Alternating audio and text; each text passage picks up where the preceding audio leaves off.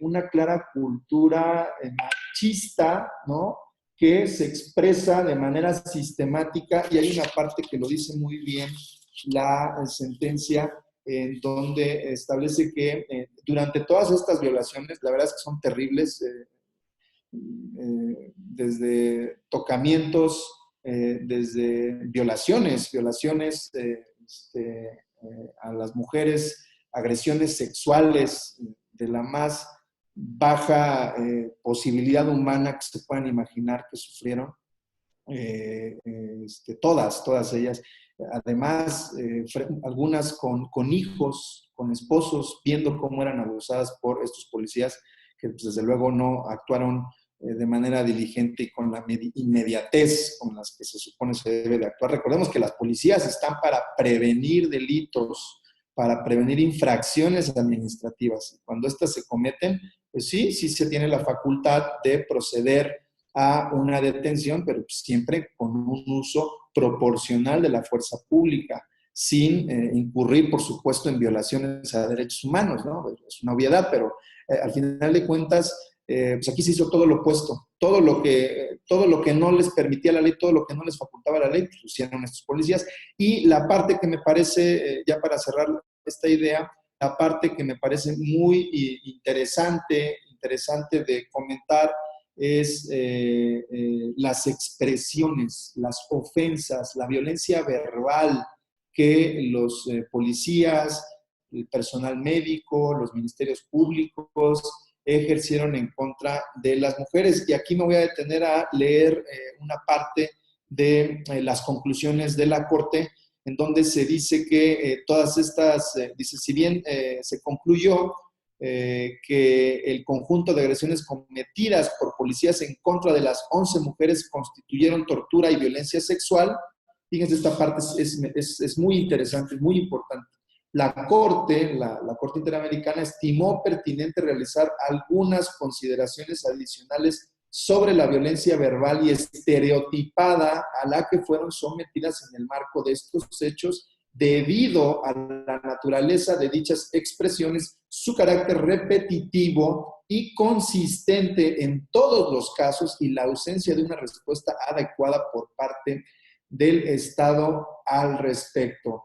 La Corte destacó la gravedad de la violencia verbal y psicológica a la que también fueron reiteradamente sometidas por medio de insultos, amenazas con connotaciones altamente sexuales, lo que les decía yo, machistas, discriminatorias y en algunos casos misóginas. En este caso, las formas altamente groseras y sexistas en que los policías se dirigieron a las víctimas con palabras obscenas, haciendo alusiones a su imaginada vida sexual y al supuesto incumplimiento de sus roles en el hogar, así como a su supuesta necesidad de domesticación, es, dice la Corte, evidencia de estereotipos profundamente machistas. Ojo, 2006, vamos todavía a 2020. Piensen ustedes si esto se ha atendido, se ha disminuido, se ha erradicado, ¿no? Todas estas alusiones que, pues, de alguna manera, dice la Corte, buscaban reducir a las mujeres a una función sexual o doméstica, y donde el salir de estos roles para manifestar, lo que les decía, el derecho a la reunión, a la manifestación, a protestar, estudiar o documentar lo que estaba pasando en este movimiento en Texcoco y San Salvador Atenca, es decir, que su simple presencia y actuación en la esfera pública, su simple actuación y presencia en la esfera pública era motivo suficiente para castigarlas con distintas formas de abuso. Sigue diciendo la Corte que la violencia estereotipada por parte de los policías, la Corte señala las respuestas también estereotipadas que dieron, fíjense, las más altas autoridades del gobierno del Estado donde habían ocurrido los hechos. Se observó que después de la violencia sufrida a manos de los elementos policiales, fíjense, la credibilidad de las víctimas fue puesta en duda y fueron estigmatizadas públicamente como guerrilleras, nada menos que por el gobernador, el secretario general del gobierno del Estado de México y el comisionado de la Agencia de Seguridad Estatal. Ya casi termino de esta parte que me parece muy importante de la sentencia. Dice, asimismo, se estableció que la violencia sexual fue utilizada por parte de agentes estatales como una táctica o estrategia de control, dominio e imposición de poder, pues instrumentalizaron los cuerpos de las mujeres detenidas como herramientas para transmitir su mensaje de represión y desaprobación de los medios de protesta empleados por los manifestantes. La violencia sexual fue utilizada como un arma más en la represión para alcanzar el propósito de dispensar la protesta y asegurarse de que no volviera a cuestionarse la autoridad del Estado. Esta parte de la sentencia quise destacarla, desde luego pueden profundizar en todas las demás violaciones a los otros derechos, por supuesto, igual de importantes, las violaciones a la libertad personal, libertad, la integridad, la vida privada, la prohibición de tortura, adecuada defensa, garantías judiciales, protección judicial, pero esta parte creo que es digna de rescatarse de la sentencia porque prevé dos aspectos que tienen las sentencias de la Corte Interamericana, que tienen que ver con los efectos de una sentencia por un tribunal de última instancia. Estamos hablando de la Corte Interamericana, es última instancia en materia de derechos humanos. Aun cuando se tenga en sede doméstica, en sede nacional, un asunto en el que se resuelve por la Suprema Corte de Justicia de la Nación, si aún esa sentencia pudiera resultar violatoria de derechos humanos, para la Corte Interamericana eso no es autoridad, eso es un simple hecho. Y hay una jurisprudencia de la Corte Interamericana que le llaman los hechos del Estado. Son hechos nada más, y lo digo que es importante porque estamos hablando de, insisto, un órgano de última instancia en materia de derechos humanos y el efecto de sus sentencias en ejercicio de la competencia contenciosa tiene dos vertientes.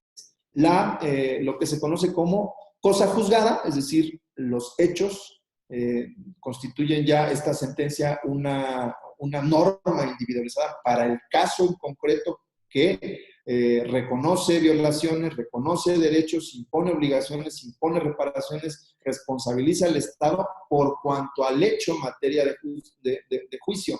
Pero también el otro efecto que tiene es el efecto de cosa interpretada, que es lo que conocemos como jurisprudencia. Este caso, ustedes saben muy bien, por sí solo, único precedente, constituye jurisprudencia convencional obligatoria para el Estado mexicano. La Corte ya lo reconoció, aunque no lo hubiera reconocido, la realidad es que es obligatoria. Desde que se reconoce la competencia contenciosa de la Corte Interamericana, se reconoce también la obligatoriedad de la jurisprudencia. Entonces, esta cosa interpretada referida a esto que acabamos de comentar, me parece que es de suma importancia por las consecuencias que tiene, no nada más en este caso. Yo hace ratito iniciaba diciéndoles, bueno, esto es un caso muy lamentable, muy grave de violación, muy importante a los derechos más básicos de la persona humana, que se agudizan en el caso de las mujeres por toda la carga histórica que se tiene de discriminación y de negarles como sociedad, como autoridad, pues, los derechos que la Constitución dice que tiene por igual junto con los hombres. Y digo esto porque desde 2006 a la fecha, pues nada más ustedes hagan un recuento de lo que ha pasado en materia de derechos humanos y el uso excesivo de la fuerza policial, tanto en contra de mujeres como de personas en general. Muchas de estas mujeres, en el caso de Atenco, iban a ejercer una actividad periodística de este movimiento, de esta manifestación, y ustedes saben muy bien lo que ha pasado en materia periodística. México no es precisamente el lugar más idóneo para realizar esta importantísima labor para la democracia. Es más, aquí hago un paréntesis, gracias al periodismo tenemos democracia. Así fue como se propagaron las ideas de los padres fundadores de la Constitución norteamericana, de Madison, Hamilton y Jay, a través del ejercicio periodístico. Léanse nada más el Federalista, y es un claro ejemplo de la importancia que ha tenido el periodismo para la democracia.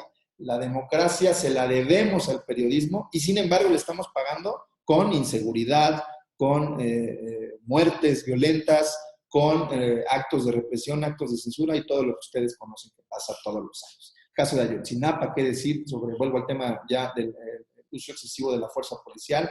Los feminicidios, bueno, fueron motivo de recientes protestas. Y por eso decía que se han creado instancias, instituciones, se han hecho cosas, se han metido sentencias como esta, 2006, 2018. ¿Vamos a estar mejor en 10 años, en 5 años, en 20 años? ¿O vamos a seguir viviendo esta violación sistemática de derechos fundamentales con esta carga excesiva de machismo en el despliegue de las autoridades, del ejercicio de la fuerza, del ejercicio de la autoridad, del ejercicio o el cumplimiento de tareas asignadas a los poderes del Estado? Digo, aquí en el tema de los feminicidios, la realidad es que lastimosamente tengo que decir que Morelos está, si no es en el primer lugar, en los primeros lugares de este fenómeno tan abominable.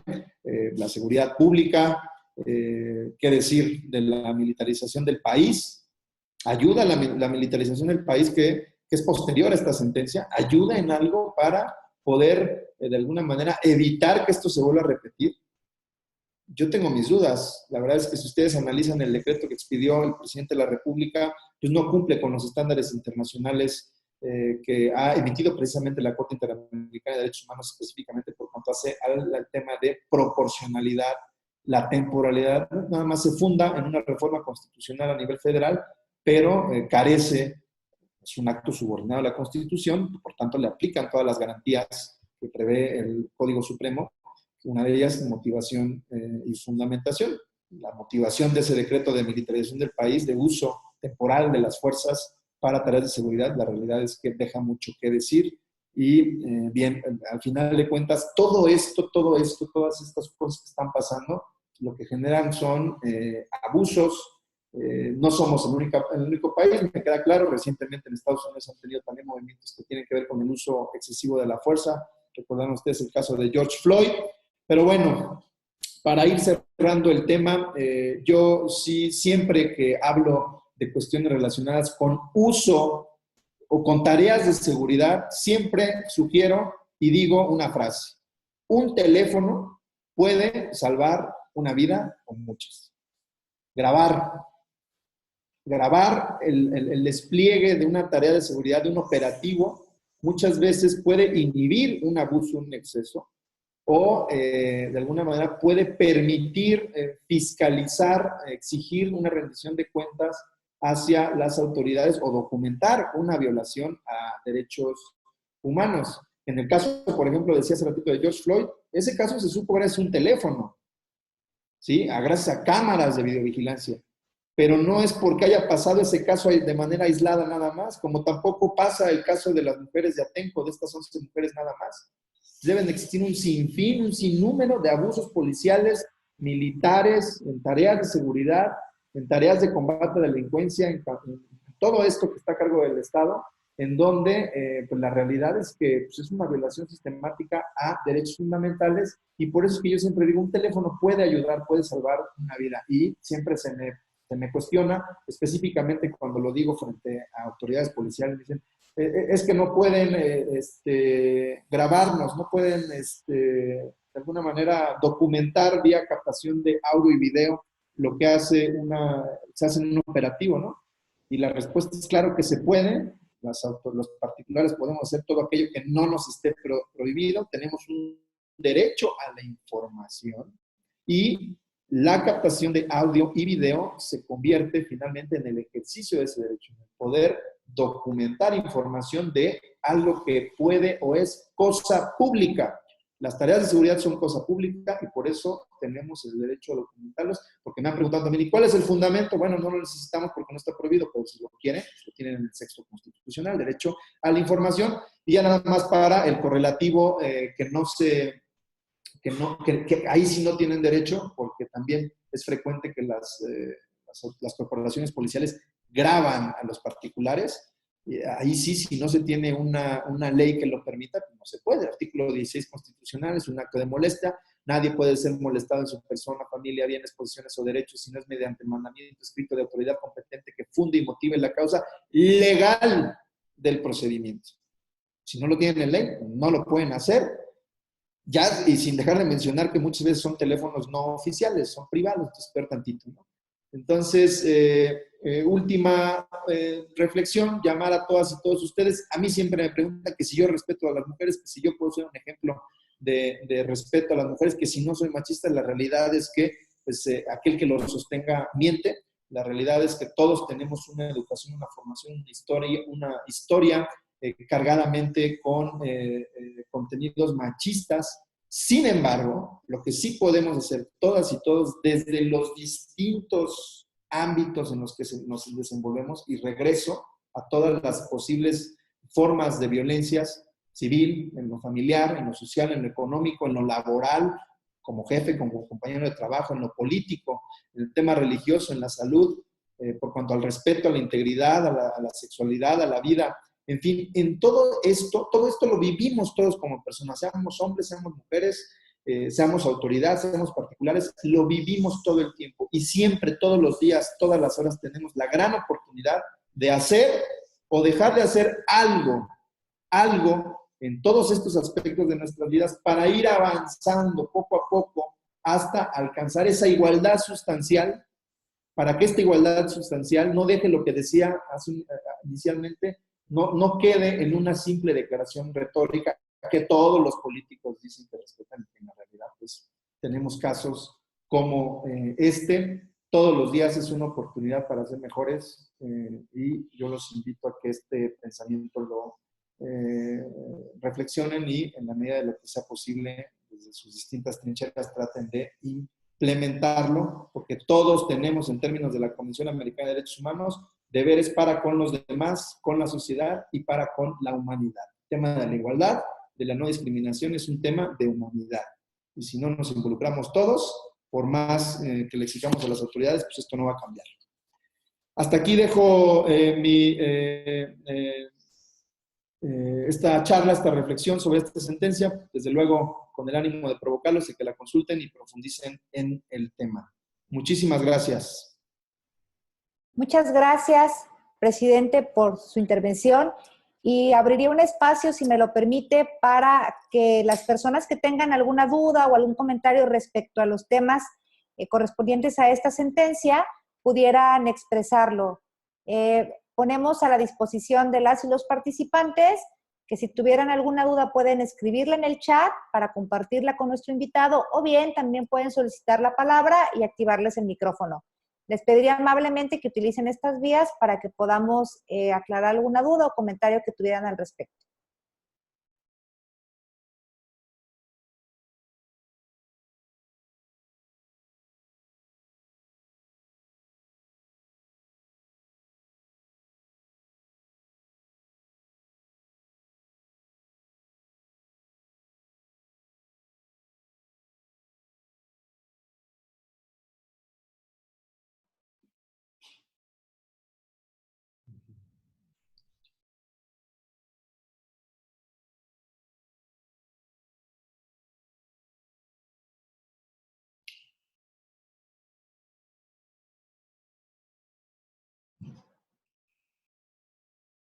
¿Alguna duda, algún comentario de quienes nos han estado escuchando?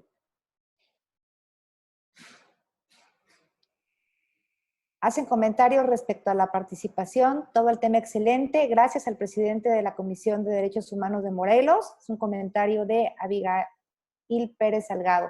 Muchas gracias, Abigail.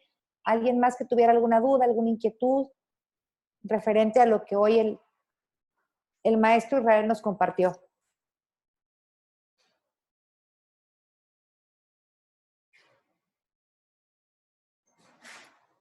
Muy buenos días. Les mando un saludo desde Cuernavaca, Morelos, un saludo al presidente de la comisión, que ahorita fungimos como compañeros de trabajo. Él es mi jefe y yo trabajo en la Comisión Estatal de Derechos Humanos, y quiero comentar al público que observa que el presidente de la Comisión Estatal de Derechos Humanos, en esta brillante exposición que hace de esta sentencia, lo ha demostrado en el ejercicio constitucional de las actuaciones que ha desempeñado, esta perspectiva que él tiene de política pública, de defensa y de estos grupos vulnerables. Es importante ver que lo que aquí expone el presidente se ha vuelto política pública en todas las recomendaciones de la Comisión Estatal de Derechos Humanos, que ustedes lo han visto en Chiapas, ha sido un ejemplo a seguir las resoluciones de Morelos, por lo innovador en los estudios que se han hecho en las resoluciones de Morelos y los alcances políticos, en los cuales se ha demostrado una seriedad en el criterio y sobre todo una concordancia entre la actuación del servidor público y el discurso. Entonces yo creo que es muy importante que se den estos análisis de sentencias. Felicito al presidente, la verdad no había compartido este tipo de eventos con él a través de Zoom. La verdad espero que ustedes hayan valorado muchísimo esta explicación que da el presidente de la resolución, y le mando un gran abrazo al presidente y a todos los compañeros de Chiapas que nos están viendo. Muchas gracias. Felicidades, presidente. Muchas gracias, licenciado Christopher, por compartir con nosotros su opinión y esto tan importante que pues tiene las recomendaciones tienen la finalidad de incidir justamente en cuestiones públicas y generar precedentes para garantizar los derechos de todas y todos. ¿Alguna otra duda, alguna pregunta que alguien más quisiera compartir con nuestro expositor? Buenas tardes. Ya me gustaría preguntar, ¿qué pasa con los retenes cuando te bajan, por ejemplo? Muchas gracias, Iván Molina. Maestro Israel, preguntan esto y me parece que también Denise Vianey Pardo, quieres hacer uso de la voz, ¿verdad? ¿Le parece bien, maestro, que juntemos ambas preguntas para poder responderlas?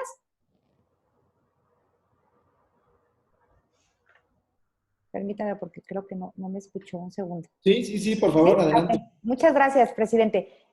La pregunta de Iván, de los retenes, y adelante, Denise, por favor. Gracias, maestra Elena.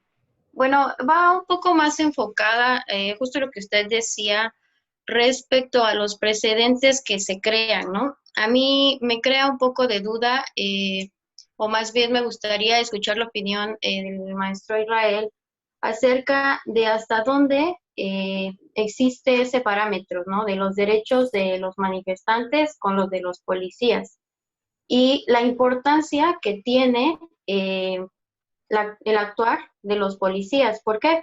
Porque si bien es cierto, existe una ley nacional del uso de la fuerza, ¿qué considera él que es lo oportuno, independientemente de la capacitación, para que estos policías puedan hacer un uso de la fuerza de la manera idónea? Porque desafortunadamente a veces la policía, ya sea municipal, estatal, lo que sea, desconoce de estos instrumentos jurídicos cuando debería de conocerlos, y es por esa misma razón por la cual se crean estas violaciones de derechos humanos y que van más allá de. Entonces, a mí me gustaría escuchar un tanto la opinión del maestro Israel en su experiencia respecto a este punto, ¿no? ¿Qué se puede hacer o cuál es lo ideal para que los policías puedan acceder también a esta capacitación? Gracias.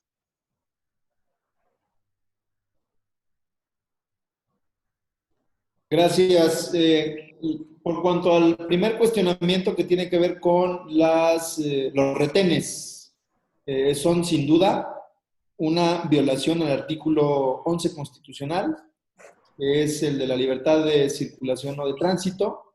Estos retenes son en sí mismos inconstitucionales porque la única posibilidad de restringir el derecho de circulación de acuerdo con este artículo constitucional es en los asuntos, por orden de autoridad judicial, en asuntos civiles y criminales, dice la Constitución, y por cuanto hace autoridades administrativas, las policías son autoridades administrativas, por cuanto hace autoridades administrativas únicamente para aquellas que tengan asignadas facultades en materia de salubridad y de inmigración. Fuera de esos casos, cualquier otra restricción al derecho de circulación por parte de una autoridad estatal, federal, local, municipal, es inconstitucional. Eso siempre, es más, los retenes para alcoholimetría también lo son. Nosotros hemos sostenido eso. No están permitidos por la Constitución y bueno, es lo que pudiera yo decir en torno a este cuestionamiento. Esa es mi postura. son inconstitucionales y propician otro tipo de violaciones a derechos humanos, como los que se ocupó esta sentencia, ¿no? La libertad, por supuesto, personal, la integridad, ¿no? La prohibición de tortura, la vida misma, ¿no? El fenómeno de las desapariciones pues, se da con una violación inicial a la libertad de circulación, por ejemplo, ¿no? Desapariciones forzadas. Entonces, pero de origen, la pregunta concreta, esa sería mi postura. Por cuanto a los precedentes de la segunda pregunta que se me formula, qué puede hacerse o no para que los policías conozcan y puedan actuar sin desbordar el uso de su fuerza en contra de la ciudadanía de la población, yo los voy a invitar a que lean, a que consulten, analicen las obligaciones que derivan del artículo 2 de la Convención Americana de Derechos Humanos. En esencia, este artículo impone a todas las autoridades de los estados, impone el deber de que cuando un derecho de reunión, no está suficientemente garantizado en su ejercicio en alguna región, en algún estado, cuando no está suficientemente garantizado, en términos de este artículo 2 de la Convención Americana, surge o hacen hacer el deber de expedir todo tipo de medidas legislativas, administrativas o de cualquier carácter para garantizar el ejercicio efectivo de este derecho. Estamos hablando del derecho de reunión. En el tema legislativo, esta obligación, bueno, a nivel legislativo, administrativo y en lo que se entiende por otro carácter que es todo, cualquier medida, se entiende tanto en el aspecto positivo como en el negativo. En el positivo, en expedir medidas legislativas, leyes que regulen, que garanticen, o reglamentos en el tema administrativo, o cualquier otra medida. O, esto es en la parte positiva, y en la parte negativa, bueno, si tienes una ley, una medida, un manual, un instrumento o una acción que es contraria a derechos fundamentales, tienes el deber de eliminarla, de cambiarla, de derogarla, de modificarla. Entonces, en el caso, volviendo o sintetizando la pregunta, para poder contestar esto, ¿qué se puede hacer? Hay que ver las obligaciones del artículo 2 de la Convención Americana de Derechos Humanos, y creo que algo que todavía está pendiente de discutirse, de lograr consensos y de que se pueda regular, es justamente una ley que pueda garantizar el ejercicio efectivo del derecho de reunión, del derecho a la manifestación, del derecho a la protesta, y también yo diría de regular lo relativo a los actos de desobediencia civil.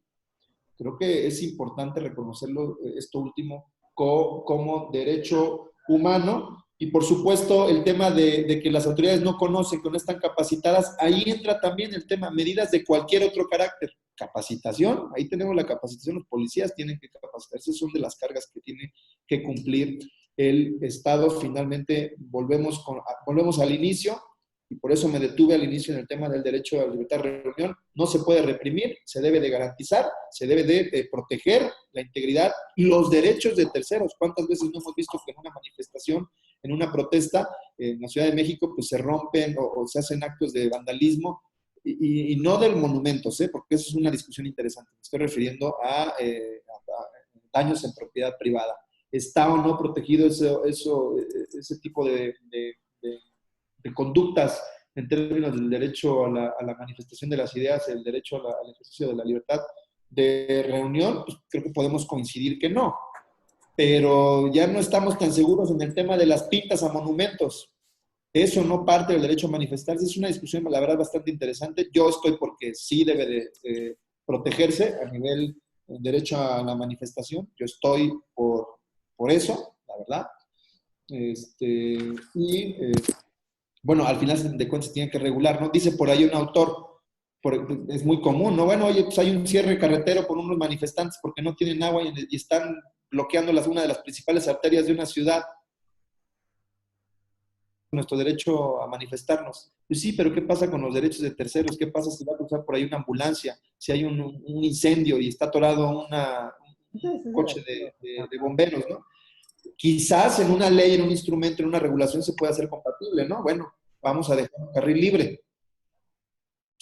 Ahí, acuerdan ustedes del tema de los derechos humanos no son absolutos, ¿no? En el caso en específico hay que atender, acuérdense, Robert Alexi, de la teoría de la ponderación de principios, etcétera, y hacer compatibles y que se maximicen en la mayor medida posible los derechos humanos en el caso en específico.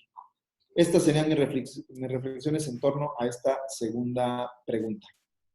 Muchas gracias, presidente. Y para ir cerrando esta ronda de preguntas y respuestas por el tiempo que tenemos, nos dice Giovanni Reyes, ¿considera importante la realización de actividades de prevención de violencias y riesgos sociales? En caso afirmativo, ¿qué actividades preventivas realiza la CDH de Morelos específicamente en el tema de violencia contra niñas, niños y adolescentes y hacia las mujeres? Sí, gracias. Voy a ser muy breve en la contestación por razón de tiempo. Desde luego que consideramos importantísima la prevención. Toda violación a derechos humanos supone un fracaso en el deber de prevenirlo. Pues con esa expresión, esa es mi ideología, con eso creo que contesto mucho. Actividades preventivas hacemos muchísimo en la comisión. Tenemos aquí, no sé, en Chiapas, facultad iniciadora de leyes. Impugnamos leyes. Ustedes también tienen la facultad de enjuiciar leyes ante la Suprema Corte de Justicia de la Nación. Es una política permanente. Todo lo que no sea compatible con los derechos humanos lo cuestionamos, lo impugnamos. También revisamos permanentemente nuestro marco normativo para presentar iniciativas de ley al Congreso para que estén a la vanguardia en el ámbito de los derechos fundamentales, en este caso en niñas, en niños y adolescentes, hacia las mujeres también. Ahorita estamos revisando un tema electoral que echó abajo la Corte en materia de paridad de género, de violencias en contra de las mujeres en materia política, en fin, etcétera. Y pues desde luego también lo que es la promoción, la difusión de derechos a través de programas. Tenemos un noticiario de derechos humanos, tenemos un programa de debate que se llama Derecho y de Frente, que se transmite en redes. Acabamos de lanzar una revista en donde exponemos estos temas, le entramos a los temas más espinosos, agudos y difíciles a los que usualmente, al menos en Morelos, no se les había entrado. Nos hemos metido a recomendaciones por declaraciones del obispo en materia de declaraciones homófobas. Hemos recomendado a un diputado por expresiones misóginas, algo también inédito porque fue un uso de la tribuna, con todo lo que la competencia y la inmunidad parlamentaria implica. En fin, le hemos entrado a muchos temas y creo que al final son instrumentos que se van poco a poco convirtiendo en medidas que buscan reprimir el injusto que se comete en el caso en específico, pero también disuadir la proliferación de los problemas en su condición presente y futuro. Muchas gracias. Muchísimas gracias, presidente, por este intercambio. Y para cerrar, yo les pediría, si son tan amables, únicamente para quienes les sea posible, de aperturar sus cámaras para tomarnos una foto y también pedirle, por favor, a mi compañero Iván que exponga en pantalla el reconocimiento que a nombre de la Comisión Estatal de los Derechos Humanos le queremos hacer al maestro Israel Hernández Cruz por la ponencia en este primer taller de análisis de sentencias de la Corte Interamericana. Muchísimas gracias, maestro, por acompañarnos el día de hoy. Esperamos que sea la primera de muchas en la que nos pueda estar acompañando. Sin duda, de verdad, muchísimas gracias y fue una plática muy enriquecedora. Ahí puede usted ver el reconocimiento que lo firma nuestro presidente, el licenciado Juan José Cepeda Bermúdez, a nombre de todas y todos quienes integramos esta comisión. Muchísimas gracias. Por favor, Iván, si gustas dejar de compartir pantalla para que podamos tomarnos la foto con nuestro invitado y dar por concluida esta actividad. Bueno, por favor, sonrían a la 1, a las 2 y a las 3. Voy con la segunda pantalla. Permítanme, por favor. Muchísimas gracias a todas, a todos. Presidente, le agradecemos mucho su tiempo y le reiteramos nuestro agradecimiento a nombre del licenciado Juan José Cepeda Bermúdez. Que tengan todas y todos un muy buen día. Hasta luego. Gracias a ustedes. Hasta luego. Para las y los participantes, les recordamos que para el criterio de su asistencia pueden anotar su nombre en el chat. Para quienes ya lo hicieron, hagan caso omiso de este comentario, pero para quienes falten, por favor, colocar su nombre en el chat. Muchísimas gracias a todas, a todos por haberse conectado el día de hoy y les hacemos una invitación para que el día 28 de octubre también puedan participar en nuestro segundo taller de análisis de la Corte Interamericana. Vamos a abordar el caso Arciénega y otros contra el Estado mexicano. Nuestro ponente invitado es el maestro Franco Gatti. Él es docente de la Universidad Nacional del Rosario de Argentina y fue invitado a participar en la Corte Interamericana de Derechos Humanos como parte de estos intercambios académicos de dicha universidad, y pues obviamente también ha participado en la redacción de algunas sentencias que ha emitido la Corte Interamericana. Están todas y todos invitados, pueden checar el link de registro en la página de la Comisión Estatal, en Facebook, y por aquí también les vamos a tratar de compartir. Por favor, Iván, si puedes compartir la imagen del evento que les comento a quienes nos acompañan aún todavía en línea. Y de cualquier forma pueden también consultarlo en el Facebook. Les agradecemos a todas, a todos su presencia y les reiteramos que estamos a las órdenes desde el Instituto de Investigación y Capacitación en Derechos Humanos. Muchas gracias a todas, a todos y que tengan un excelente día. Muchas gracias.